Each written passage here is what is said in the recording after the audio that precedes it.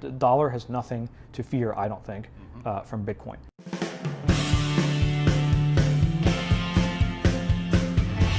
Hi, I'm Nick Gillespie for Reason TV, and today we're talking about Bitcoin with Jerry Brito. He is a senior fellow at the Mercatus Center, and he's the editor and contributor to a great anthology called Copyright Unbalanced. Jerry, thanks for talking to us. Thanks for having me.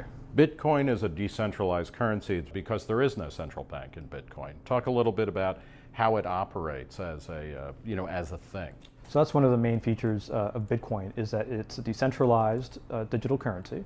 And what this means is that there's no central bank. There's no central banker that can decide to increase the money supply.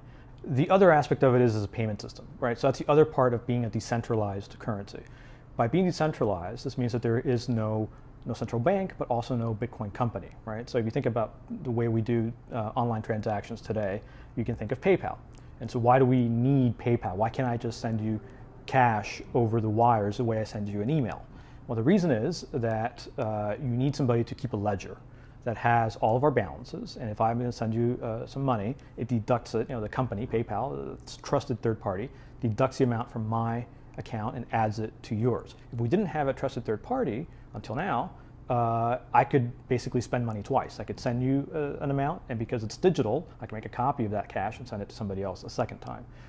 Bitcoin solves the double spending problem without employing a sort of trusted third party. And the way it does this is that the ledger that you need to keep is distributed peer-to-peer amongst all of the users of Bitcoin. And it's basically when you spend a Bitcoin, it goes out of your account, it goes to whoever you send it to, and that's it.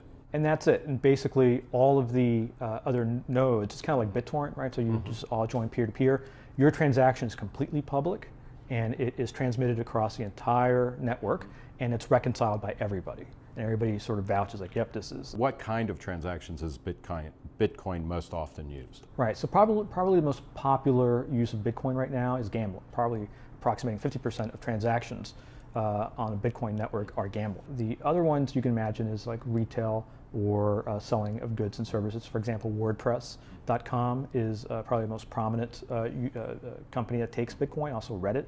So you have those goods and services. And then you have drugs and other illicit goods that are being sold in sort of encrypted, hidden sites. Is it a sign that the kind of the global financial or monetary system is falling apart and we're desperate for anything? Or is it actually a sign that things are really innovative and that we are moving into a new stage of kind of, we're supposedly past the nation state. Are we actually past the nation state currency system, which would be even more radical? So I think it's a little bit of both.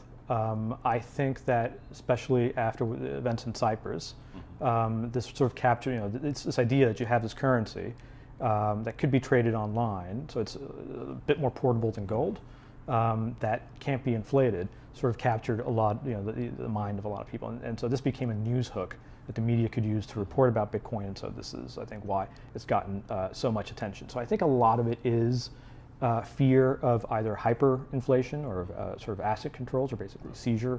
That's a big part. Because that was, in a lot of ways, that was the issue in Cyprus, right? That a creditor organization was going to say, you know what, we're just taking 10 or whatever % off the top of everybody's bank account. You're just taking a haircut, right? And here in the U.S., probably the fear would be hyperinflation. Right.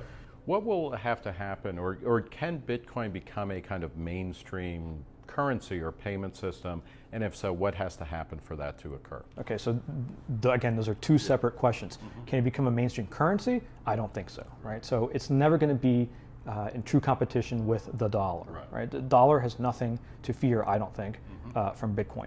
Can it become a more mainstream payment processor? Absolutely. We're already seeing this. There's a company called BitPay, which sort of has jump-started this. What they do for their clients, which includes WordPress.com, they basically allow the seller, so let's say it's WordPress selling blogging, premium blogging services.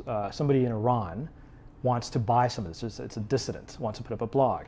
They don't have access to Visa, MasterCard, they don't have dollars, right? So how do they go to WordPress, they say they choose an option after they've filled up their cart, it's $30, whatever it is.